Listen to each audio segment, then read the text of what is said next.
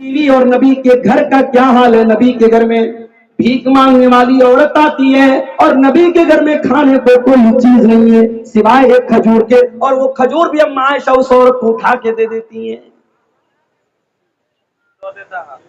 वो खजूर उस औरत ने ली और उसके 2 टुकड़े करके दोनों बच्चियों को दे दिया। उस औरत ने खुद कुछ नहीं खाया। हज़रत आयशा ये मंजर देख करके हैरान हो जाती हैं। जब अल्लाह के प्यारे नबी घर आते हैं, अम्मा आयशा बयान करती है, अल्लाह के नबी ऐसा मंजर मैंने देखा। औरत मांगने आई थी, मैंने एक खजूर दी, उस औरत ने अपनी खजूर के 2 टुकड़े करके दोनों बच्चियों को दे दिया और खुद उस औरत ने कुछ नहीं खाया। अल्लाह के प्यारे नबी ने फरमाया, ऐ आयशा, मन बुतुलिया मिन हाज़िहिल बनाति शैअन कुन्न लहू सित्रम मिनन नार। ऐ आयशा,